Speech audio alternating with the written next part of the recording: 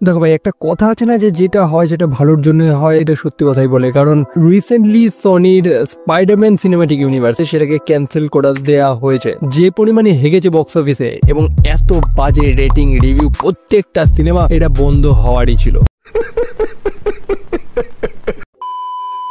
বলার কিছু নেই যে সনির লাস্ট কয়েকটা সিনেমা রীতিমতো হেগেছে। বিশেষ করে তারা স্পাইডারম্যান সিনেম্যাটিক ইউনিভার্স যেটা বানাচ্ছে, তার প্রত্যেকটা সিনেমা একটাও দর্শকদের মন জয় করতে পারেনি। আর যদিও সনির এই ইউনিভার্সটা ফ্লপ করার অনেকগুলো কারণ রয়েছে, তার মধ্যে আছে একটা বাজেট টাইমিং। দেখুন, মার্ভেল এই মুহূর্তে হিটে চলছে। মার্ভেল সিনেমাটিক ইউনিভার্সের যে সাকসেস রয়েছে, এটা থেকে অনেকেই ইউনিভার্স বানাচ্ছে। কিন্তু এই মুহূর্তে মার্ভেল যে মানুষের মনে যে ইম্প্যাক্টটা ফেলে দিয়েছে, সেই জিনিসটা আপনি মিট করতে পারবেন না সহজে। এটা করাটা খুবই কঠিন, কারণ পাবলিক এখন সিনেম্যাটিক ইউনিভার্স মানে অন্য জিনিস চিন্তা করছে।